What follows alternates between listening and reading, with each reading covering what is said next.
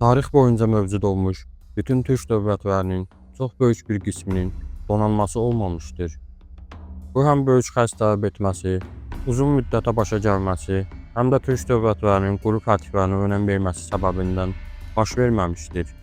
Azərbaycan türklərinin tarixi tək hərbi donanması isə Nadir Şah tərəfindən qurulmuşdur. Əslində donanma qurulması üçün ilk cəhdlər son müstəqil Səfəvi şahı olan Şah Hüseyn tərəfindən baş vermiş idi.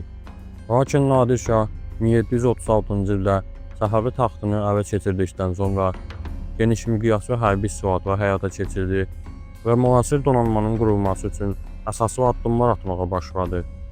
Donanma qurulmasının başlıca səbəbləri isə bunlar idi: ticarət yollarını nəzarətə götürmək və təhlükəsizliyi təmin etmək, xüsusilə də Fars körfəzində və Oman dənizində Portuqaliyalıların və Omanlıların Əfşar dövlətinin ticarətinə mənfi təsirlərini aradan qaldırmaq və quldurluq fəaliyyətlərinə mane olmaq, Fars körfəzində və Xəzər dənizində hərbi və ticarət üstünlüyünü əldə etmək, xarici təhdidlərə qarşı dənizlərdə donanma üstünlüyünü qurmaq və güc əldə etmək, həmçinin o dövrdə dövrün nüfuz və güc nümayişi olan güclü bir donanmaya sahib olmaq.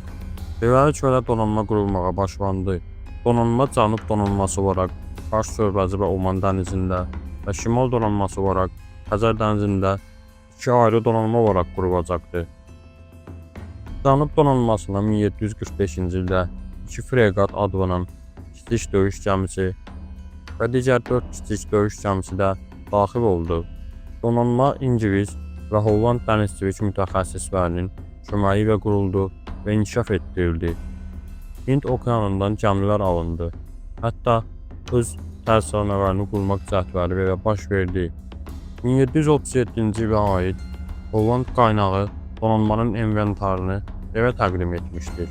İngilislərdən alınmış Fətişah adlı 7000 tümənlik gəmi, Kapiteni adlı 4000 tümənlik gəmi, Hatta Mamo Ediye adlı gəmi və digər gəmilər donanmaya daxil olmuşdur.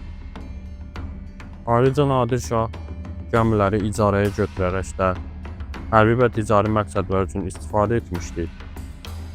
Belə ki, o Britaniyadan Britaniya adlı gəmini, Robert Garry adlı gəmini, Rose Garvey və digər çox sayda gəmini icarəyə götürmüşdür. 1745-ci ildə 6 gəmidən ibarət olan gəmi sayı 30 gəmiyə çıxarılaraq Cənub donanmasındakı gəmi sayı artırılmışdır. Bu gəmilər xüsusilə Oman yarımadasındakı bəzi əmirliklərə qarşı hərbi səfərlərdə istifadə olunmuş və bu gəmilər sayəsində Nadir Şah Maskat, Suhar kimi mühüm limanları ələ keçirmiş və Bəhreyni də dəniz gücü sayəsində fəth etmişdir. Şimal donanması Xəzər dənizində də bir donanma yaratmaq cəhdləri baş verdi. Bu donanma üçün Ruslardan gəmilər alındı. Hətta İngilis Don Elton kimi mütəxəssislər Xəzərdə gəmi inşası və xərcə çəkmə işlərinə başladı. Xəzər dənizində qurulacaq bu şimal donanmasının fəaliyyət bölgələri isə Dağıstan səfəri zamanı lojistik dəstəyi təmin etmək və dəniz yolu ilə əlaqə qurmaq məqsədi üçün istifadə olunacaqdı. Lakin şimal donanması Cənub donanması qədər geniş miqyaslı fərqlərdə rol oynamadı. Bu iki ayrı donanmanın başında isə Dəryabəyi adlanan rütbəli şəxs dayanırdı. Mənbələrdə Dəryabəyi olaraq Məhəmməd Vətif xanın, donanmanın qurucusu və Dəryabəyi olaraq adı keçir.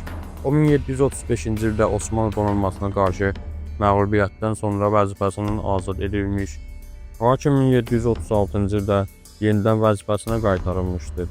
Məhəmməd Vətif xan bundan sonra 1737-ci ildə zəhərlənərək öldürülmüşdür. Digər bir rütbəvi də Kapitan Richard Cook olmuşdur. İngilis olan bu zabit Məhəmməd Vətif xanın köməkçisi olmuşdur və 1737-ci ildə döyüşdə ölmüşdür. Molla Əli Şah adlı şəxs isə Bəndər Abbasda yerləşən Şərq bölməsinin komandanı olmuşdur. Mənbələrdə qeyd olunan digər Dəryabəydə Mirəvi xan Türkman olmuşdur. O 1740-cı ildə döyüşdə öldürülmüşdür. Digər adı keçən Dəryabəydə Məhəmməd Tağı xan Məşədidir. O 1742-ci ildən sonra fəaliyyət göstərmiş dəryabəyidir. Ümumən Nadir xanın donanma qurma cəhdi Cənub donanmasında çox uğurla baş vermişdir. Bu donanma sayəsində Bəhreyn və Ərəb yarımadasındakı Maskat və Suhar kimi limanlar da fəth edilmişdir. Nadir Şahın donanma qurmaqdakı əsas məqsədlərindən digər biri də Hindistanla olan ticarət yoluna nəzarət etmək idi. Lakin Nadir Şahın 1747-ci ildəki ölümündən sonra donanmaya olan maraq azaldı və qazanılan dəniz bölgələrinin əksəriyyəti də zamanla itirildi. Bəs sizin fikrinizcə Nadir Şah daha çox yaşasaydı və böyük bir donanma qursaydı, Əfşarlar dövləti bu donanma gücü sayəsində nələr edə bilərdi?